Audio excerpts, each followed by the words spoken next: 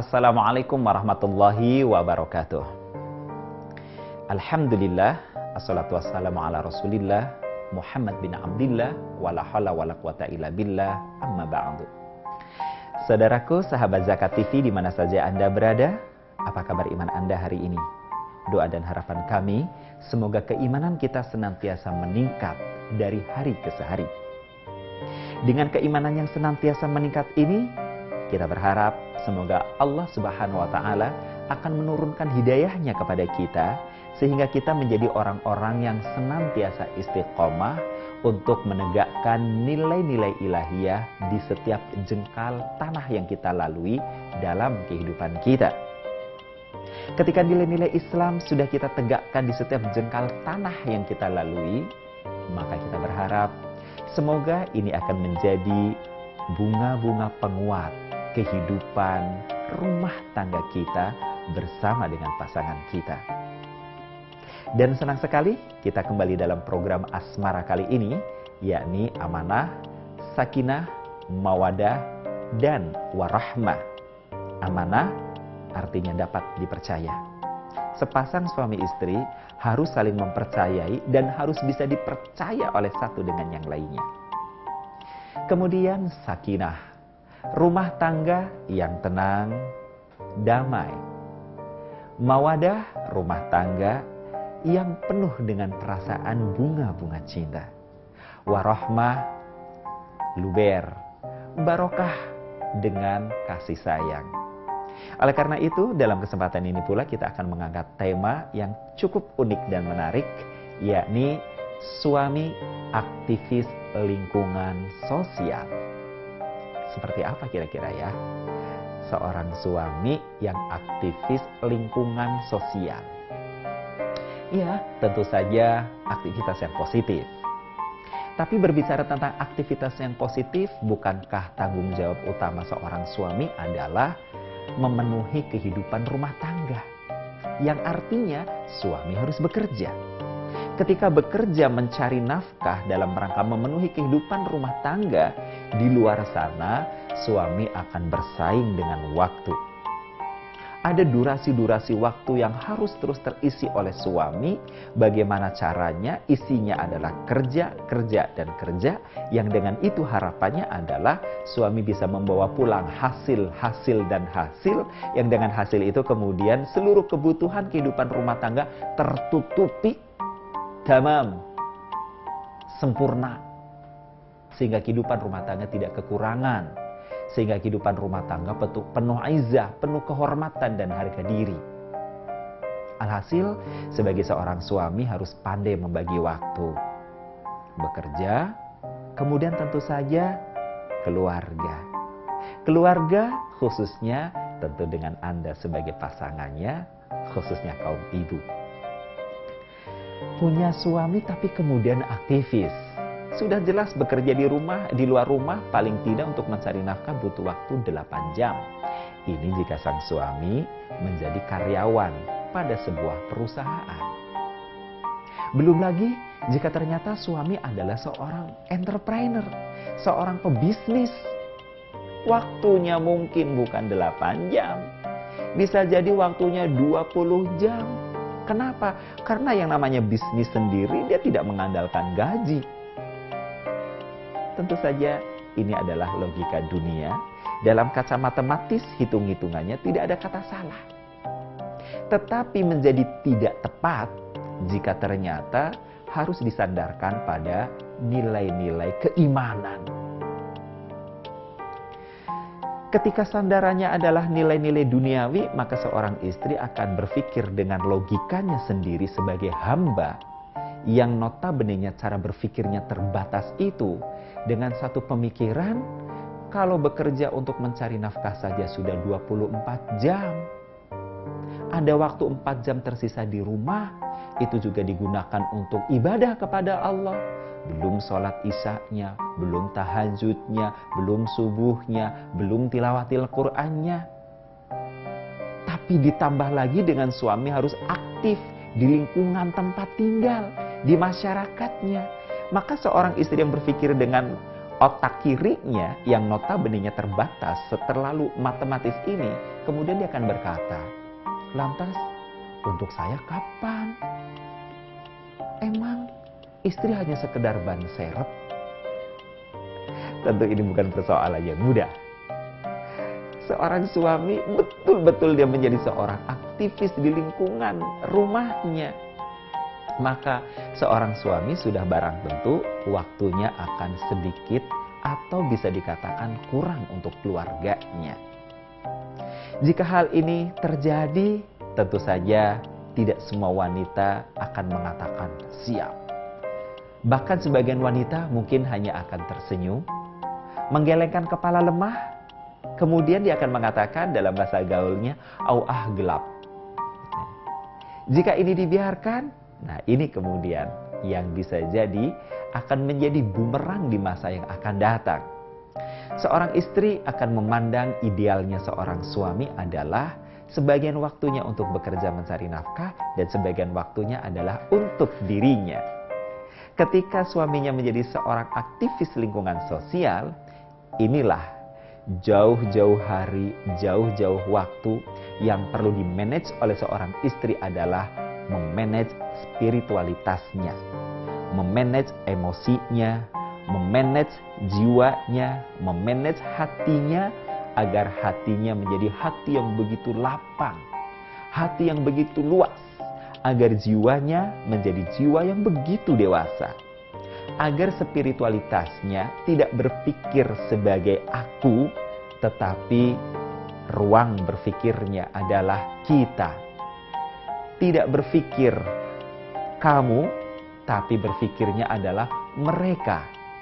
Ada upaya-upaya yang harus selalu dibangun bersama.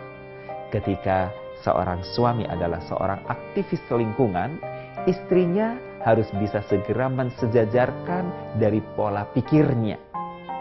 Mungkin bukan dari sisi amaliah dan gerakannya, tetapi dari pola pikirnya, perlahan tapi pasti seorang istri harus mulai mengupgrade dirinya bahwa ia adalah istri seorang aktivis.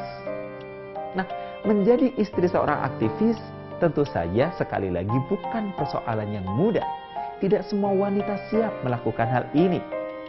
Berbicara tentang kecukupan belanja yang diterimanya dari suami, khususnya adalah tentang belanja waktu. Bagaimanakah tentu saja pola-pola yang harus dibangun bersama, langkah-langkah yang bisa ditempuh bersama dari seorang istri yang suaminya adalah seorang aktivis lingkungan? Kita akan simak bersama kisahnya selepas yang berikut.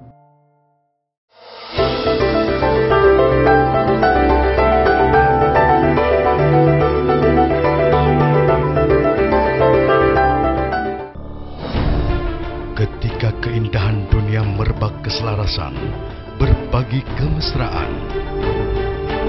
Ketika sejuta tangan merangkai kebahagiaan dalam kehidupan yang harmoni. Ketika zakat Anda wujudkan indahnya dunia.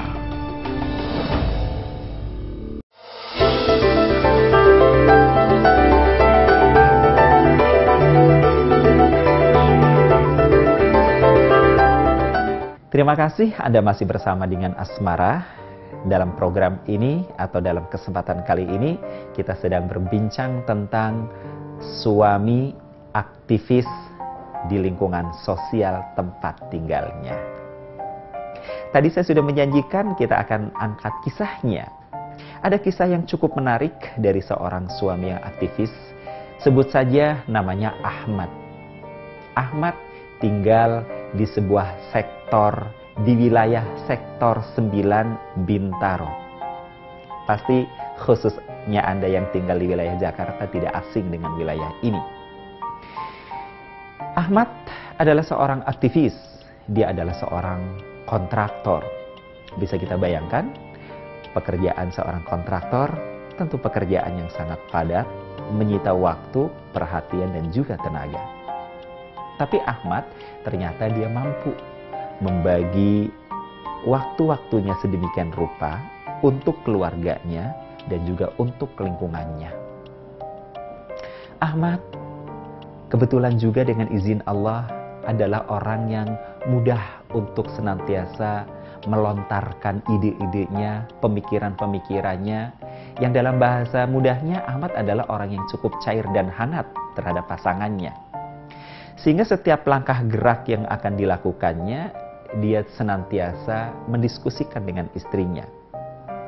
Ahmad dan istrinya kebetulan tinggal di satu komplek yang masih baru di wilayah sektor 9 di Bintaro itu, yakni di sebuah townhouse. Penduduknya tidak banyak, hanya ada beberapa rumah, kira-kira hampir 200-an rumah saja dalam komplek itu. Begitu masuk sebagai muslim yang baik, Ahmad kemudian mencoba untuk berkeliling wilayah komplek, khususnya ketika menjelang tiba waktu sholat. Ahmad merasa kesulitan untuk bisa sholat di wilayah komplek.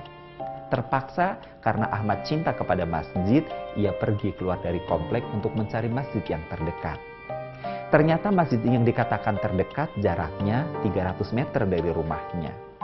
Padahal di gerbang komplek itu ada sebuah bangunan kecil berupa aula yang bisa dimanfaatkan untuk khasus dan fason. Ahmad kemudian bercerita kepada istrinya, alangkah indahnya ya jika di lingkungan tempat tinggal kita ini seluruh penduduk kompleknya bisa sholat berjamaah. Kemudian bisa diadakan pengajian bersama. Sepertinya bukan sekedar semarak Islam saja syiar-syiarnya yang akan terasa indah mewarnai komplek kita. Tetapi ada hal-hal lain barangkali yang kita tidak tahu kelak di kemudian hari bermanfaat. Sang istri tentu saja tertegun. Yang ada dalam benak istrinya adalah, pertama, kalau saya katakan dengan dalih kasihan. Apa ayah nanti tidak kecapean ya? Ayah sudah bekerja, habis waktu di pekerjaan.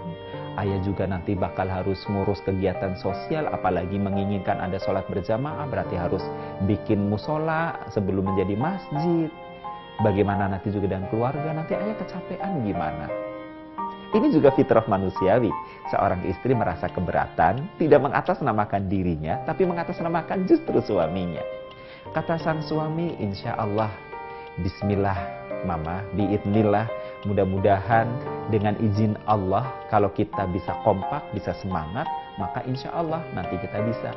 Mama juga nanti bisa mengajak taklim ibu-ibu wali murid di sekolah mama, anak kita, mama bisa bawa ke sini mah, sehingga semakin ramai. Maka langkah yang ditempuh berikutnya oleh Pak Ahmad adalah mendatangi pengelola developer, mengajukan permohonan kepada developer supaya bangunan yang di dekat gerbang masuk kompleknya itu bisa dimanfaatkan untuk aktivitas keagamaan. Tentu saja tidak mudah karena harus ada izin lagi pada tingkat yang lebih tinggi, yakni ke Pemda. Maka diuruslah sampai ke Pemda Tangerang. Dengan izin Allah pula Pemda memudahkan. Tapi ternyata tidak mudah begitu kembali ke warga. Sebagian warga ternyata ada yang keberatan. Dan yang keberatan ini justru orang Islam itu sendiri. Kata orang Islam yang keberatan ini, Pak Ahmad pikir dong, di komplek kita ini kan bukan muslim 100%. Ada juga beberapa non-muslim. Kita jagalah perasaan mereka. Apalagi kan itu fasus-fasom yang mereka juga pernah juga memanfaatkan untuk kegiatan mereka. Kalau kita ubah menjadi musola atau masjid, lantas mereka nanti mau kemana? Pak Ahmad tidak tinggal diam. Beliau tetap bergerak. Beliau kemudian melobi tetangga-tetangganya, orang-orang Islam yang lain yang menurut beliau ada kecenderungan mereka memang mau cinta kepada masjid. Membutuhkan waktu yang cukup lama, kira-kira 1 tahun lamanya. Istrinya pun terkadang terkesan menguatkan, terkadang juga terkesan melemahkan. Sang istri kemudian memberikan pertimbangan, iya ya, apa yang nasihat saudara kita muslim yang keberatan itu perlu kita pertimbangkan ya, supaya ayah nggak jadi capek. Dulu di awal kan mama sudah bilang kasihan ayah nanti capek. Ternyata sekarang belum terwujud saja, ayah sudah kelihatan begitu capek.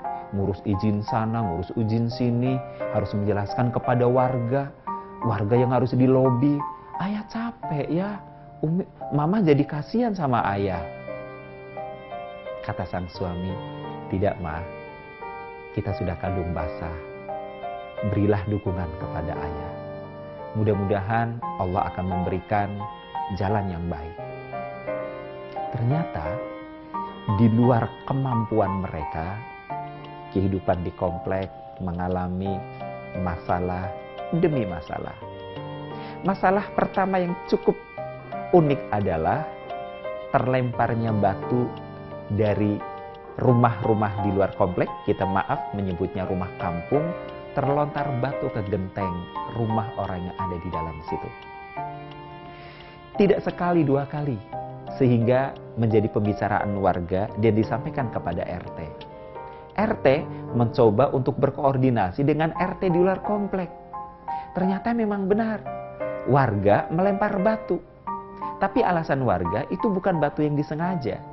Itu anak-anak sedang bermain lempar-lemparan. Kemudian batunya masuk ke komplek, mengenai genteng mereka. Hari berikutnya, bola masuk ke dalam. Ketika sudah mulai kasus bola, RT dengan beberapa warga mencoba silaturahim dengan RT sebelah, dikumpulkan warga.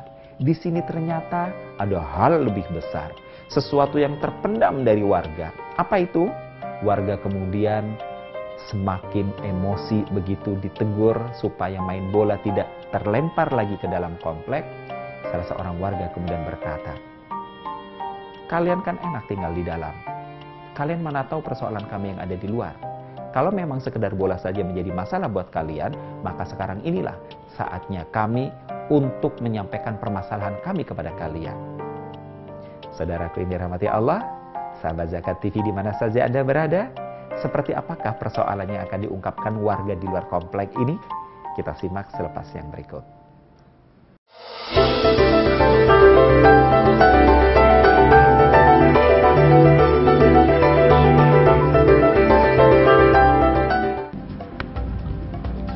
Semangat kemenangan harus berasal dari sportivitas yang datang dari hati. Saya Bambang Pamungkas, saya zakat di Dompet Duafa. Keluarga adalah sumber inspirasi saya. Kehangatannya datang dari hati. Saya Inneke Kusharawati, saya zakat di Dompet Duafa. Berbagi memudahkan rezeki, karena datang dari hati. Saya Ipo Santosa, zakat di Dompet Duafa. Dompet Duafa.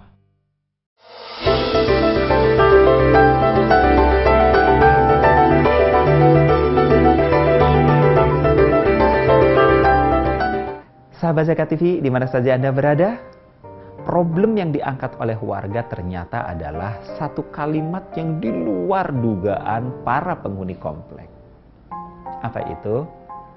Yakni warga mengatakan, kalian di dalam enak-enak, sementara kami di luar menerima kepahitannya. Bentuknya adalah komplek kalian, aliran gotnya tertumpah kepada kami di kampung. Sementara kalian tidak pernah berpikir tentang hal itu. Suasana hari itu menjadi tegang. Tidak ada penyelesaian. Pak Ahmad tahu persis, mendengar betul peristiwa ini, beliau mencoba memainkan perannya. Di saat kemudian Fasus Fasom perlahan tapi pasti sedang dirembuk untuk bisa menjadi mushola, dengan izin Allah Subhanahu wa Ta'ala pula, tibalah hari Aidil Adha. Di hari Aidil Adha inilah Pak Ahmad kemudian mengumpulkan beberapa warga yang bersimpati untuk berdirinya musholah di gerbang komplek itu, kemudian menyampaikan azamnya. Kita perlu mengadakan pemotongan hewan kurban, kemudian kita bagi ke kampung. Mudah-mudahan ini akan menjadi mediasi awal. Ternyata ide ini diterima, dilaksanakanlah di hari H Aidil Kurban itu pemotongan kurbannya, kemudian dibagikan kepada warga. Nah, semenjak itu kemudian Pak Ahmad punya kartu as. Beliau flurkan kembali ke warga di dalam komplek bahwa inilah pentingnya kita membangun mushola, supaya ada fasilitas-fasilitas sosial keagamaan yang bisa kita bagikan ke sekeliling, sehingga warga akan bisa dijinakkan hatinya dengan kebaikan-kebaikan yang kita berikan. Sahabat Zakat TV yang dirahmati Allah Subhanahu wa taala, maka di komplek itu sekarang begitu makmur syiar-syiar Islam.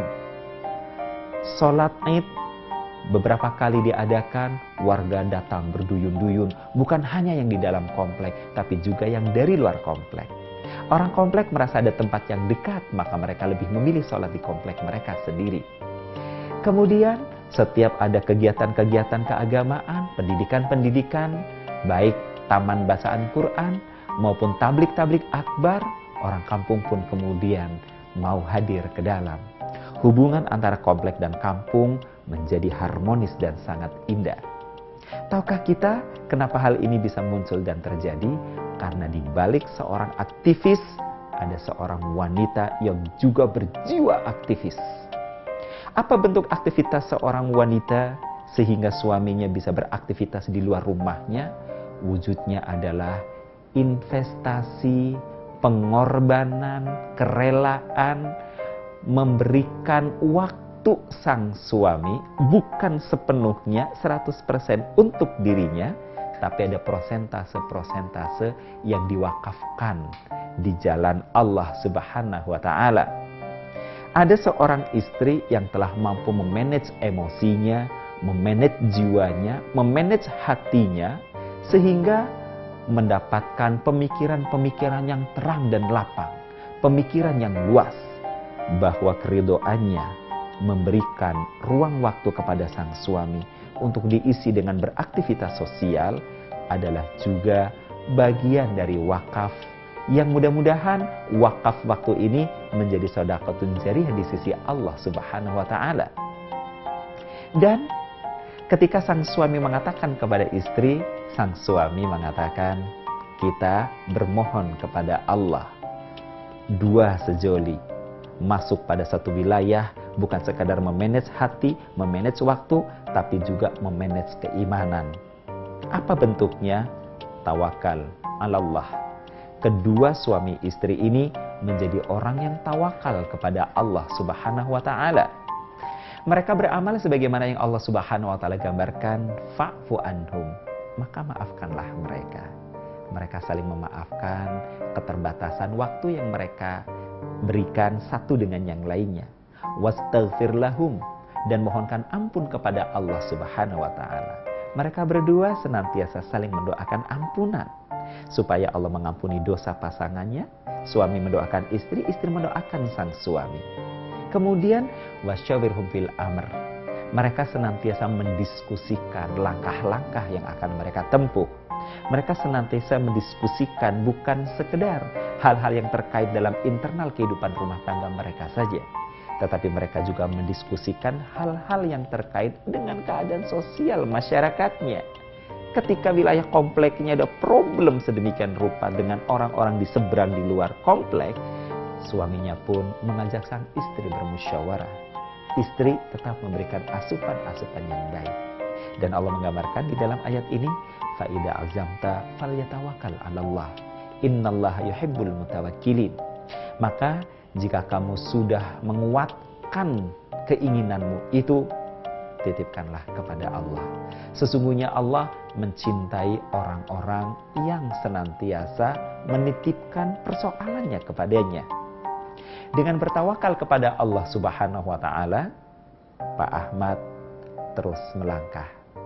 Istrinya senantiasa membackup dari belakang, memberikan semangat, memberikan dorongan-dorongan, bahkan tidak sedikit rela mengorbankan waktunya. Dengan bertawakal kepada Allah Subhanahu wa taala, ternyata hasilnya bisa terlihat. Antara penduduk komplek dengan penduduk luar komplek yang semula terjadi gap sedemikian rupa, meskipun gap komunikasi, ternyata berubah menjadi sebuah persaudaraan yang harmonis, menjadi sebuah persaudaraan yang romantis. Mereka saling berkunjung satu sama lain dalam transaksi-transaksi sosial yang mereka menjadi orang-orang yang membangunnya dengan ketulusan. Orang luar komplek hadir ke komplek, meramaikan syiar-syiar Islam di komplek. Orang-orang komplek berbagi kepada anak-anak di luar komplek. dengan memberikan bantuan-bantuan, menjadi anak-anak asuh, dan lain sebagainya. Meskipun aktivitasnya lebih banyak di dalam rumah, ternyata seorang istri bisa memberi andil besar dalam kehidupan lingkungan sosial masyarakatnya melalui peran suaminya yang seorang aktivis. Mudah-mudahan bermanfaat untuk kita semua. Billahi taufiq wal hidayah. Wassalamualaikum warahmatullahi wabarakatuh.